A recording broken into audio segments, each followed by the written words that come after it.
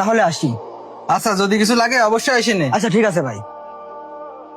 ভাই, এই যে তোমার দুপুরের খাবার, আর আমারে 500 টাকা দাও তো, আমি আমার বন্ধুদের সাথে পার্টিতে যাব।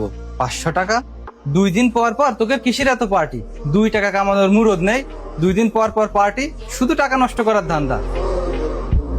তুই যাদের সাথে চলাফেরা করিস এরা একটাও ভালো না, এদের সাথে চলাফেরা করা বাদ দে, এরা সব কটা বিয়াদব। দেখো ভাই, তুমি আমার বন্ধুদের নিয়ে উল্টাপাল্টা কথা একদমই বলবা না। আমার বন্ধুরা আমার জন্য জীবনে দিতে পারে। এত কথা না বলে তুমি আমাকে 500 টাকা দাও, ওরা আমার জন্য অপেক্ষা করতেছে, আমাকে পার্টিতে দেওয়া লাগবে। আচ্ছা, তুই পার্টিতে যাবি সমস্যা নেই, কিন্তু গতকালকেও দেখলাম ওই মোড়ের দোকানে মুরব্বীদের সামনে সিগারেট টানতেছে, কাউকে সম্মান করে না। এই জন্য তোকে বললাম এদের মতো বিয়াদব ছেলেপেলের সাথে চলাফেরা করিস না, এরা ভালো না। তুই ওদের পিছনে টাকা খরচ করিস বলেই ওরা তোর পিছনে ঘোরে। তুই আজকে একটা বিপদে পড়ে দেখ, তোর বন্ধুরা আগে আসে কিনা, তোর পিছনে টাকা খরচ করে কিনা। ভাই, আমার বন্ধুদেরকে নিয়ে তুমি উল্টাপাল্টা কথা বলো না। আমি যদি কোনো বিপদে পড়ি তাহলে ওরা কারেন্টের গতিতে ছুটে আসবে, ওরা আমার জন্য জীবনও দিতে পারে, এই কথা আমি এমনি বলিনি। ঠিক আছে, তাইলে প্রমাণ হয়ে যাক। তোর বন্ধুরা যদি তোর বিপদের কথা শুনে আগে আসে, আমি তোরে 500 না 1000 টাকা দেবো। আচ্ছা ঠিক আছে, আমি এখনই প্রমাণ করে দিচ্ছি, আমি আমার বন্ধুদের ফোন দিচ্ছি।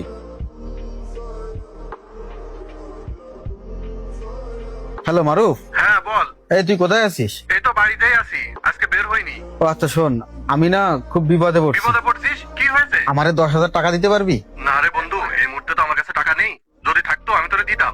আচ্ছা শোন না,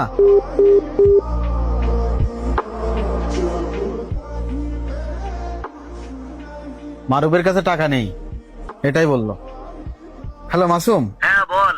এই তুই কোথায় আছিস? এই তো বাড়িতে আছি, কেন কি হয়েছে? আচ্ছা শোন, আমি না খুব বিপদে পড়ছি, আমার না 10,000 টাকা লাগবে, দিতে পারবি? আরে না, তোর কি মাথা খারাপ নাকি? আমি 10,000 টাকা কোনে পাবো? আমার কাছে কোনো টাকা পয়সা নেই। আমি তোরে আবার দিয়ে দেবো। আরে না রে ভাই, ফোন রাখতো।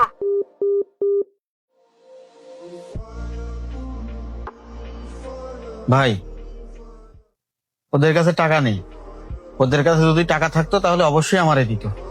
দেখেছিস, এই হলো তোর বন্ধু। তুই পকেটের টাকা খরচ করিস বিধায় ওরা তোর সাথে থাকে। তুই আজকে বিপদে পড়ে 10,000 টাকা চাইছিস, তাই ওরা তোর পাশ থেকে সরে গেছে। আর তুই বললি ওরা নাকি তোর জন্য জীবন দিতে পারে।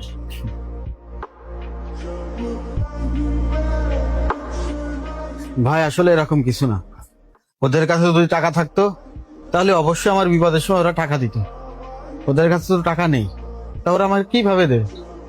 হ্যাঁ মানলাম ওদের কাছে টাকা নেই, কিন্তু তুই বিপদে পড়েছিস শুনে ওরা তো ছুটে চলে আসতে পারতো, জানতে চাইতে পারতো তোর কি হয়েছে।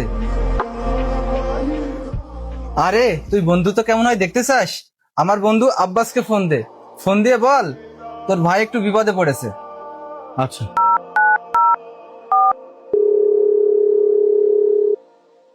আসসালামু আলাইকুম আব্বাস ভাই। ওয়ালাইকুম আসসালাম। মইনুল, কি হয়েছে বলো? আমার ভাই একটু বিপদে পড়েছে, কি বলো, কি হয়েছে? ইমার্জেন্সি 20,000 টাকা লাগবে। ফোন তো কেটে দিল ভাই। আমার বন্ধুরা তো আমার পুরো কথাটা শুনে তারপরে ফোনটা কেটে দিয়েছে, আর তোমার বন্ধু 20,000 টাকার কথা শুনে ফোনটা কেটে দিয়েছে। তুমি দিবা বন্ধুত্বের প্রমাণ? হ্যাঁ। কিরে রায়হান, তোর কি হয়েছে?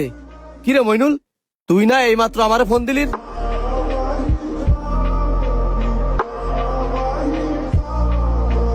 মইনুল, তুই না বললি 20,000 টাকা লাগবে?